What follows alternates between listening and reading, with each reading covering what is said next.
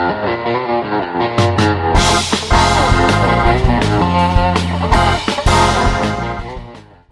I'm Scott Goldfine. Here's what's on tap for this Security Speaking podcast. Like unwavering explorers hacking their way through a thick and relentless jungle, security integrators are continuing to thrive amid a legion of challenges. Just ahead, in SSI's annual Commercial Dealer Roundtable, SSI's Rodney Bosch speaks with panelists Tyler Blake, Jim Cooper, Ronald Hott, and Jim Lonnie. They explain how they are relying on best practices, training, relationships, leading technology, and more to deliver their companies to the promised land. Be sure to subscribe to SSI's YouTube channel. Hit the like button, share, and leave comments. Or subscribe to SSI's Security Speaking podcast on Apple and Spotify. And leave us a review. Thank you.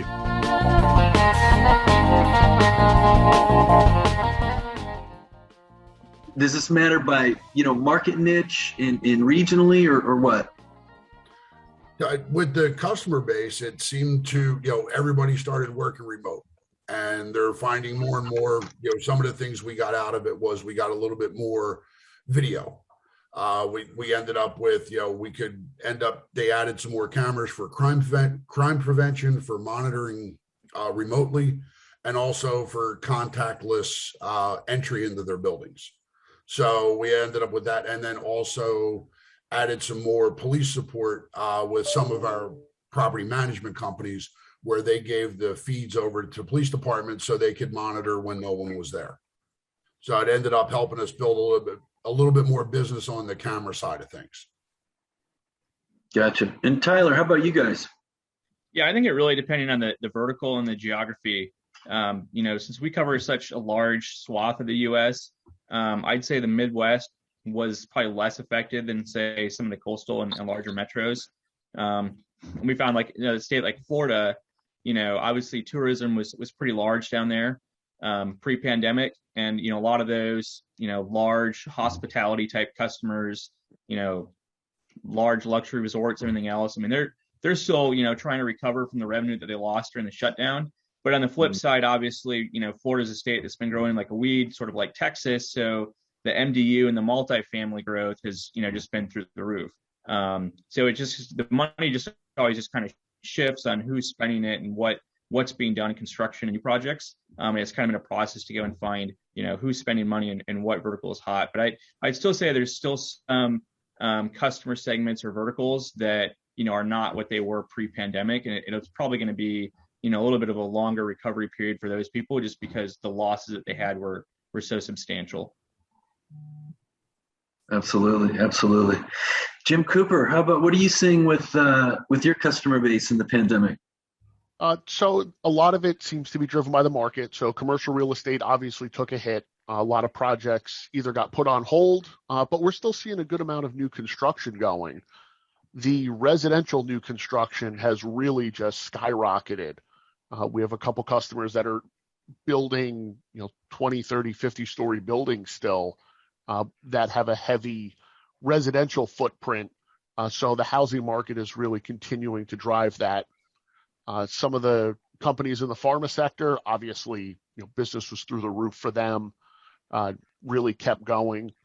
And we're seeing some other companies now leaning on the access control system for building intelligence and being able to help them figure out occupancy.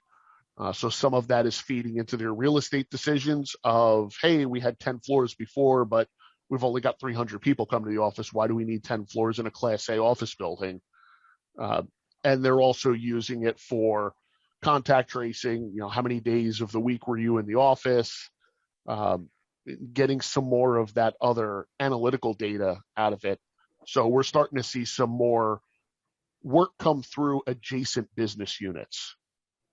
Gotcha. Are you guys heavily involved on the MDU side of things, multi-dwelling? Yes and no, not directly in the dwellings, more so for base building security.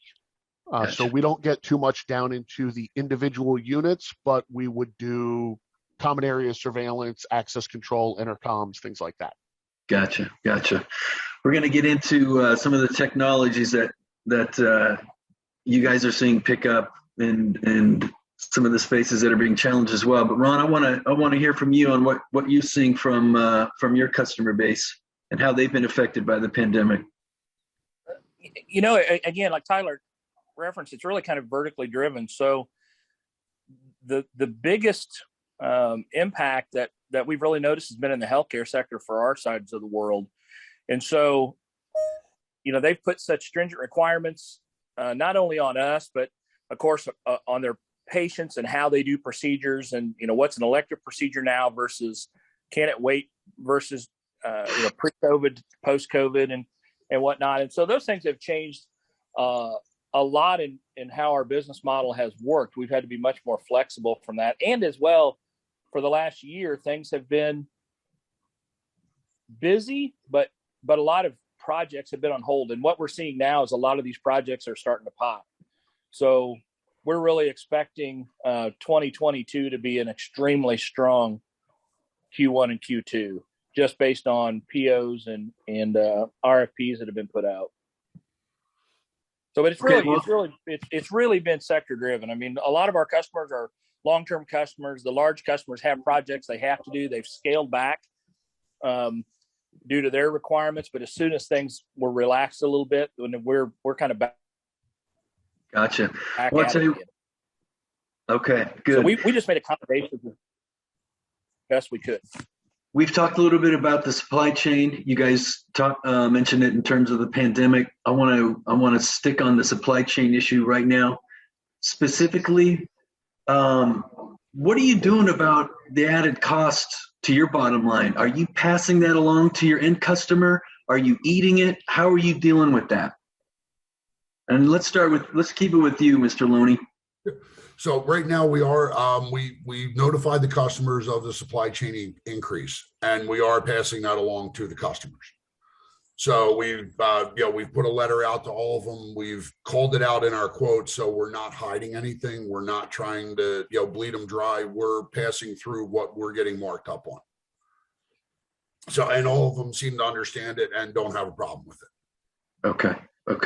And Tyler, what about you guys, man? Are you guys passing that along as well?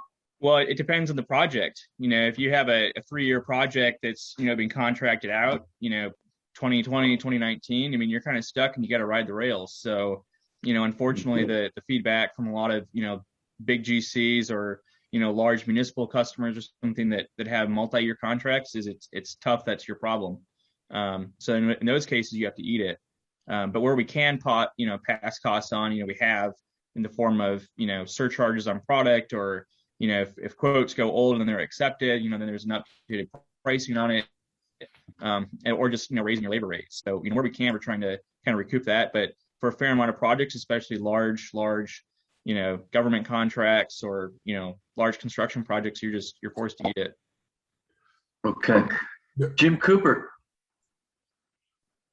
Yeah, it's where we can pass it along, we can. And also on some of the existing contracts, if there is a supply chain issue where, hey, we sold you X camera, but now it's got a 1-year lead time, I can swap it for B camera and it's going to be a difference in cost of $50. It received a lot better. Well, okay, yeah, I'm willing to pay that extra couple bucks to get my project completed. So some of the supply chain issues where we just can't get things do leave that opportunity open to try and recoup some of that cost on the markup. Okay. And Ron, how about at your company? How are you guys dealing with added cost of supply chain issues? So it's kind of a threefold approach. In our scenario, we've of course notified all the customer. We have set it to where we only will hold a quote for 15 days. And at 15 days, I'll eat it. Anything over the 15 days, then we try to have those conversations or do substitution. Because again, supply chain is typically the largest issue. The other thing that we've done, like Tyler was mentioning, on larger contracts where you have multi-year contracts, and those customers really don't care. It's your deal. We've instituted on our side some bonus initiatives for our staff to try to increase the efficiency on the labor side. And so far we've not eaten it too hard. We've been pretty fortunate. Our folks have been pretty receptive to that scenario. Whether it's changing to 4 10-hour days or even maybe 4 12-hour days and trying to cut off a travel day and whatnot. We've adjusted hours from that standpoint, and the customers have been willing to work with us in some of those scenarios, understanding that if we're not increasing their costs, they're willing to be a little bit more flexible with us. And then again, we put some quality initiatives in place with the project managers dealing with the on-site staff to make sure that they basically try to cut the hours down a little bit, and that's where we're trying to trim the fat to make sure that we don't take it too hard. And have your customers been copacetic with cost increase that you've passed along to them? For the most part, again, it's almost a situation where some of the surcharge stuff we've eaten, it almost always plays back to, can we get this specific product, yes or no? And if not, you have to substitute it. And they tend to be amenable to those conversations on the price increase based on the different product. I want to start broaching some technology buzz terms and just get your comments on, what you guys are doing in your companies and, what you're seeing in the marketplace as far as opportunities and demand for them. So how about open platform-based systems integration? I just want to talk about some of the industry buzz terms, moving on the conversation to more kind of technology-based. Are you seeing more demand for open platform-based systems integration and awareness for that in the marketplace? Oh, sure. Yeah, most definitely. I mean, 5 years ago, that wasn't really an issue. Now it is. I mean, something as simple as you need to make sure that you're open to a Mercury standard. I mean, that's a big issue. And people that would have never had that understanding previously, whether they're Googling more or they're watching more YouTube videos or however they're discovering that through your magazine or whatnot that they're looking at, the consumer is becoming more aware of those things. And so you just have to do your honest best to say this is a great scenario or this is not. And sometimes you just have to kind of be, there are some things that people say, hey, we connect to that. And there's sometimes we've just said, we're not interested in doing that, or we don't have the experience to do that. And we would encourage you to talk to the other vendor, because I want to make sure they have the best outcome. But yeah, there is a lot of that. It's generally an education issue. And I think that the customers are becoming more and more educated every day. Buzzwords are buzzwords, right? The reality is, can you do it and does it work? And so I'm not as much a guy that follows what the hottest buzzword or trend is online, but more the functional aspect of, it's all great to say it, but at the end of the day, it might be shiny and make noise, but is it going to function and work in the background? And that's more what we focus on. Okay. Jim Cooper, how about you guys in open platform-based systems? So we try and, I don't want to say push people, but definitely educate people on open systems. And Mercury is a fantastic example of that. Because if you've got Linnell, you can tear it out and put in ProWatch. If you have ProWatch, you can tear it out and put in Phoenix. You've got a bunch of different options now for a software front end without having to do a full forklift change out of all your hardware that's out in the field. We see it more on the video side now, where pretty much everybody plays nice in the sandbox. OnVIF was a good step forward, didn't really go as well as everybody had hoped it did, but it's something that's getting better, and more manufacturers are implementing it because it is easy and it helps them gain market share. You don't want to be the manufacturer that says, well, I only work with my cameras, and if you don't like it, go pound sand.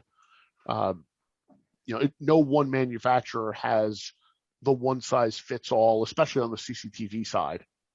The access control side's a little easier. It's a reader, a door switch, a Rex, and a lock. It doesn't get a heck of a lot more complicated than that until you start getting into what the software can do.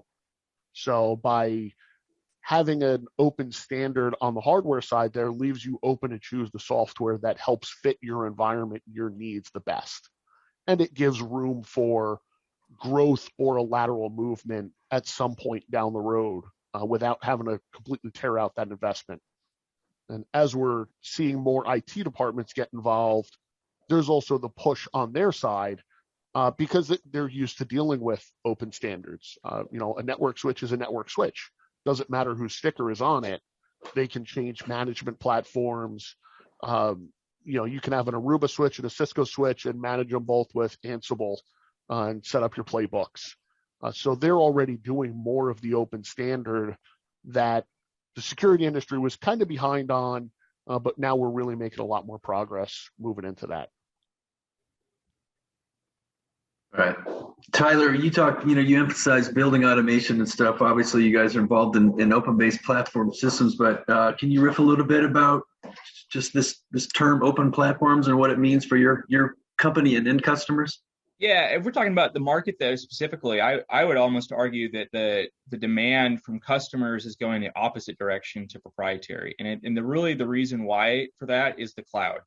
So you have a lot of new kind of entrants to the market that are direct to end user, you just call them direct to consumer. And obviously their investment in cloud platform and the products they're pushing are proprietary. So, obviously we love open systems. I'd say that's pretty much what, most of the Gen 2 products are in the market, but kind of the Gen 3 and the cloud, it's all proprietary. And that's really the only way for manufacturers and, the software providers to protect their product and their customer long-term is to lock it all up. You're seeing that with Verkada, you're seeing it with Latch, you're seeing it with Rhombus, and they're all entrants that have a ton of money. So we're coming into conversations with a lot of customers now where you might already have a decision maker or a group of decision makers that have said, hey, we want, X, Y, and Z cloud product. We just think that's the cat's meow. That's what we're going to invest our dollars in. But, oh, by the way, as an end user, we also want it to integrate and do all this open stuff over here. And the two are kind of at odds. So, but I definitely think the demand, though, is shifting and going, way further the other direction because, most of the open architecture manufacturers don't have the sales force that's sitting in a boiler room with several hundred people calling on every person, in the US and every school district and every end user saying, hey, let's slap up some of these cloud cameras and cloud access control. If they did, then, they had an open platform, it might be a different conversation. But I just don't really see anyone, manufacturer-wise making that jump to the cloud and making it as open as what it is now. Excellent. Mr. Loney, I'd like to hear from you on this topic. Yeah, no, and that's I think as we go through it, the open architected solutions, I think there's still going to be a drive and a need for that going forward. It seems that everybody wants to add different things on, as Jim Cooper said about the switches. A switch is a switch. They want to be able to take the system and add things onto it to make it a fully integrated platform, which really drives the open architecture. I see Tyler's point, but some of our, the majority of our customers really want to system, they want their system to be agnostic. They don't care. They just want it to work. And if they move away from one, they don't have to take it and swap out all their panels. They can just download firmware and move on. So I think they're really looking for more of the open architecture so they're not stuck in the proprietary where, like a Castle system where all of a sudden they're paying $100 for a card. They want to be able to switch and go to another manufacturer, another distributor, and move on and be happy and use their system like they would and not be locked in. Gotcha. Okay. I'm watching the clock, you guys. I got a 2 or 3, at least probably about 3 more questions I definitely want to try to get at. Want to stay on this kind of technology aspect. And Jim, Jim Loney, I'm going to leave this. We'll start with you. And I'm just going to throw this topic out. I'm curious what you guys are doing internally, what your end customers want to see more of from you. Cybersecurity is becoming such a big deal. I see a lot of integrators needing to become subject matter experts on this topic. Creates a stickier customer. You guys know the spiel. What are you doing about it? Yeah.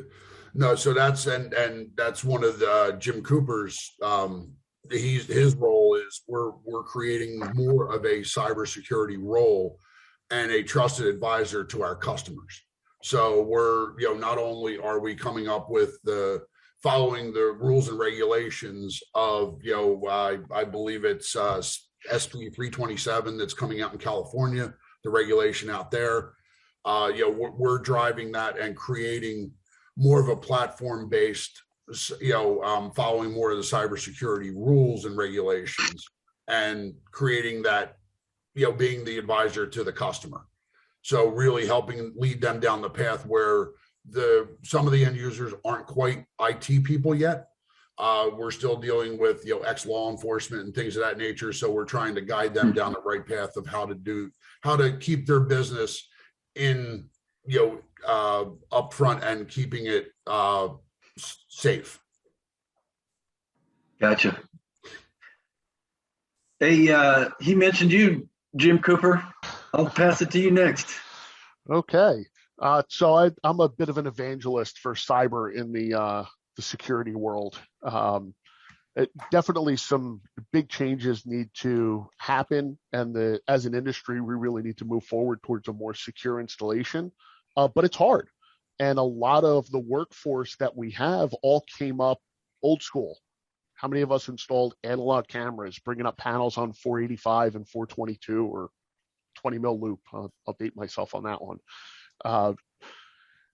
So a lot of folks in the industry just don't have the background to do it. And we kind of shifted over into the IP world and just took it on and said, oh yeah, okay, an IP camera is an IP camera. And, instead of a matrix, I'm going to put in a switch and it's all the same stuff, when it's really not.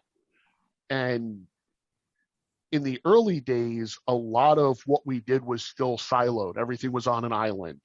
IT didn't want to know that you were running IP video. You have to put in your own switches, manage it completely separately. The two shall never touch. Now we're seeing a lot more convergence across the network because now we're just a drop in the bucket. So when we were running a gig of video traffic 5 or 7 years ago, that was a tremendous impact on the network, where now 10, 40, 100 gig switch links are commonplace. For us to drop an extra gig worth of traffic now coming from a closet is nothing. Nobody notices it. So now from a compliance perspective, the customer can have everything on managed infrastructure. And if it's stuff that the integrator manages, or if it's gear that the IT department manages, somebody's actually watching it. And now you can start putting some of the security mechanisms in place to help harden these installations. So one of the things that I'm working on is writing out all of our policies and our playbooks for how we harden an installation. If I'm going to put an IP intercom on a stanchion outside the gate of a building, I'm now extending the customer's network outside their protected envelope. One of the disciplines within any InfoSec is physical control over your environment. So if I now take that intercom, I put it out on the stanchion, I can tell you everybody on this call is going to have a key for it sitting on their service keys, right? That it's one of 3 different keys. Now you're opening that up. Now that's a potential ingress point into the network. So if I unplug that IP intercom, plug my laptop into it, now I'm on your network and I didn't have to gain physical access into the building. But if we put the protection mechanisms in place that now the switch notices, hey, this is a new MAC address, I'm going to lock it down. Or this device didn't present the correct certificates, I'm not going to allow it to pass traffic. We owe it to our customers to really harden that installation down and start following some of the IT best practices. If you look at like NIST 853, which is a gigantic, terrible to read framework, I think it's like 1,800 pages. There's a lot of stuff in there, and it's very overwhelming for an integrator, especially when you look at the small to mid-size integrators that are doing, maybe 5 to 15 million a year in revenue. You're not going to have dedicated IT and security staff to help digest that stuff and help build out the policies to push that stuff forward. But as an industry, we really need to do a much better job at hardening our installs. Understand why you should be putting in a managed switch and not a TrendNet or a D-Link switch that we can get off of Amazon for $30 to run our system, where now, all right, you're going to have to spend a couple $100 and you're going to have to put a little more effort into managing that device, but it really feeds into the overall security for the end user and for their network. I can go on and on and on about this. I can tell. But as an industry, I like that SIA is now pushing the SICC certification, and I really think that that's going to be something that's good to help drive the industry forward, especially if the end users and the A&Es start requiring it as a performance requirement. Mm-hmm. If you're going to bid on a Honeywell job, okay, you have to be Honeywell Platinum certified, which is great. I think that's everybody on the call here. And you have to have, 3 SICC certified people on staff to really help ensure that it's going to be a successful hardened deployment for the end user. So, Ron, are you feeling more pressure from your end customers to be their cybersecurity subject matter expertise? How are you guys approaching this?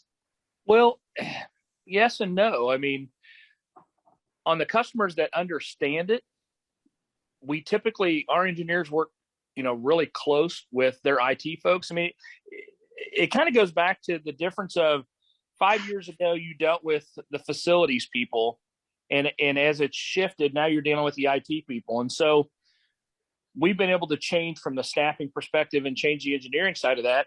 But I don't know if they necessarily look at us as much of a subject matter expert as much as if they have those questions or they have those requirements, thankful that we understand what they're trying to achieve and working together as a team rather than trying to tell them what to do from that standpoint. So, I mean, we have specific standards that we follow. And I'll be the first to say I'm not the smartest guy in this area. I have people that do that for me. So those folks take care of those things and are very knowledgeable in that. But really, it boils down from what my perspective of it is. It's more of a conversation with the customer. And if you're dealing with the facilities people, then it's making sure that you draw some of the IT folks from their company into that conversation to make sure that you are able to answer their standards and make sure that if you have best practice suggestions, that's great. But in a lot of cases with our customers, they're already far and surpassed anything that we would necessarily do. And so we're looking at following requirements that are pretty much already put in place for the largest part, frankly. Gotcha. Tyler, I'm going to pass it to you, man. Or where's your company at with this whole cybersecurity thing? Are you proactive? Are you? Yeah, I mean, we're proactive. So, I mean, we have basically a division internally that sort of operates as an MSP. So we're a Cisco partner, we're a Aruba partner, we're an Extreme Networks partner, we're a Fortinet partner. So we're already kind of tied in. And kind of going back to my comment earlier, we like to go in and sell people 10 different things. And we like to do, the fiber and the structured cabling, which leads into the network piece, which leads into the cameras and the audio visual and the, everything down the road. But I will kind of echo what Ronnie says, that I think that just dealing with IT departments at end users, you're never going to go in and tell them that you're the expert. Most, IT directors, I think we can all kind of, nod our head and agree, are kind of like little Napoleons. So you're really there to be a consultant and tell them, how smart they are and everything else. But by the way, check out these cool new options, and maybe we should think about this for addressing this issue. But I don't really see that the right, play or sales strategy for anyone would be to go into an IT department or any end user and say, I'm the absolute expert at cybersecurity, especially if our background is physical security, and get credibility, because you're going to have, someone in the room that, can probably, recite every single cybersecurity standard out there because they go home and read it all up every night before they go to bed. So it's better to just be a provider of the product and a service to help them accomplish what they want to do than necessarily be the technical expert, in the zeros and ones. Okay. On this next one, I'm going to leave it with Tyler, and we're just going to whip around. Moving on to staffing challenges. I know that's a big one. I know a lot of integrators like to hear from other fellow integrators how they're dealing with it. Tyler, how are you guys finding and recruiting and retaining good talent? Recruiting. Well, we have a full-time recruiter on staff, and we just have the luxury of the size that we are. We are fortunate to have full-time HR and then a full-time recruiter as well. So literally it's, pounding on doors, hitting people on LinkedIn, literally any means possible to find people. Obviously, retaining people is, even harder. But we've done a good job, I think, over our 50-year history of, keeping employees. We provide pretty much every, benefit that you would get at a larger employer. We have fully employer-paid healthcare, just a lot of different things that, people like. And I think the good thing about our size too is that we've grown, we've kind of kept that family business touch, but still being large enough where people have opportunities for, growing in their career and in the industry. But I don't think there's any necessarily secret sauce out there. It's just, rolling up your sleeves and just having to do the work and, go out and recruit people and knock on doors. And, every person you meet, could be a potential employee to fill some sort of position. Jim Loney, can you touch on that subject, please? Yeah, no, absolutely. Yeah. And that's one of the things, as Tyler said, we like to keep our company, it's kind of family oriented. That's the way we look at it, is we look at it as we're a family. So a lot of our folks have been around since the beginning. We have people who've been here since 2007. Some people left and come back, but we really look at it as a family atmosphere. And even though we have offices all over the country, we still get out there and see everybody every day. From, bringing on new talent, we work with recruiters to bring in some new talent. We also go out and, kind of go off base a little bit at times and meet with local electrical apprentice schools and things like that to try to hire some new entry-level people and train them up as well. We like to promote from within. So we like to get our people in on an entry level, train them up, and then move them into, technicians, full-time technicians, project managers. We've had some project managers move over into sales. Some of them move up into senior management levels. So we like to keep it to where when you come in, there is a path of growth for your future. Got it. I'll pass it to you, Mr. Cooper. How are you guys finding new talent and keeping hold of them? It's rough. On my engineering team, it's pretty easy. We have a really good reputation with a lot of the companies that we work with. We work with a lot of partner companies just by nature of some of the work that we do. We work in parallel with a lot of other integrators. So it helps get the name out there. So if somebody is looking for a change, they can reach out to us. We have a bit of a challenge because on the engineering side, I like to find somebody who's got field experience. It makes a big difference when you're trying to troubleshoot something over the phone to have been the guy with your head in the ceiling and go, I know what you did. You flipped the brown and the blue wire because it's just too hard to tell the difference between them.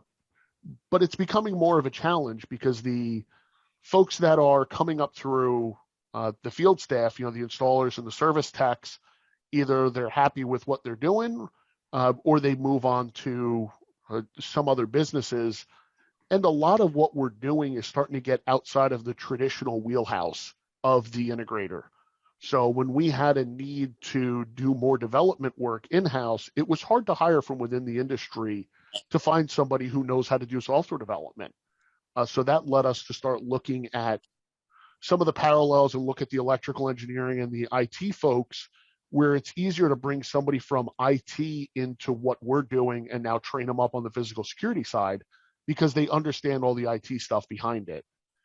Where if we were to take an installer off the street who does a fantastic job at physical install, and now you want to try and bring them up to, all right, this is how you deploy a Windows server. This is how you start writing queries in SQL. It's a much bigger jump in skill set for them.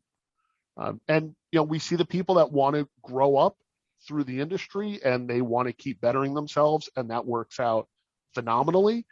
And those are the folks that are going to stick with the industry for a long time. I've been doing this for a little over 20 years and started out as a helper. So worked all the way up through the ranks. So it's interesting. It's a very interesting industry because we do everything from construction all the way through IT integration and development. Gotcha. Hey, Ron, I can only assume your company as well, it can be a challenge finding the right talent. And how do you hold on to them? It is a challenge. We've done some pretty unique things. again, we grow the talent from internally. That's our attempt. I mean, an engineer is an engineer, right? But we've had some salespeople that have worked their way up through the ranks from being a service technician, working their way up to a senior lead technician and whatnot. And so we've had some success with that.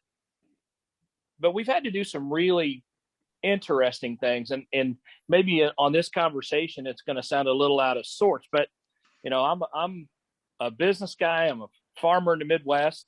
And so we've looked at some unique challenges about how to retain staff. And so we've had to get into conversations of we allow folks to accumulate points towards mental health days, or however you want to term it, whatever the popular buzz phrase for that is. But so we've been a little bit more accommodating than just their traditional vacation sick time scenario. We allow them to have some flex days.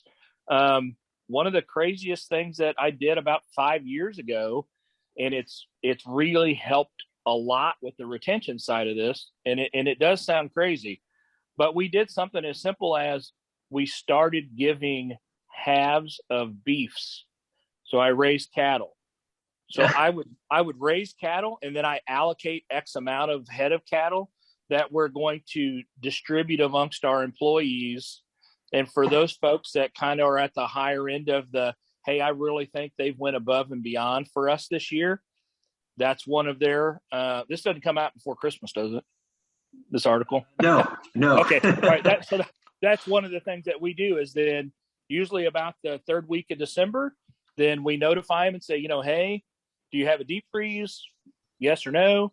And you know what, for on top of your Christmas bonus and all the other stuff you've done, you've really went above and beyond. Your fellow employees have really made comments about the efforts that you've made, and you've made such a positive contribution to the company that I want to contribute to your family. And so now you're not just giving someone a check or an attaboy, but every time their spouse opens that deep freeze to make dinner, they think of you. And so we've looked at some just different off the wall ways to do that. And I think that's helped tremendously with our retention of employees, because we're a family oriented company. We're under 100 people amongst all the corps. And we try to personally know those folks. And that's just something that, the big companies don't do. And that's something that is kind of unique, and they are very, very appreciative. I mean, just in the last week, we've talked to a few people, and I've had grown men, that literally start crying on the phone because they're just appreciative of that effort, because it's not just for them, but it's recognizing what they did to contribute to the company, and we're directly contributing to their family.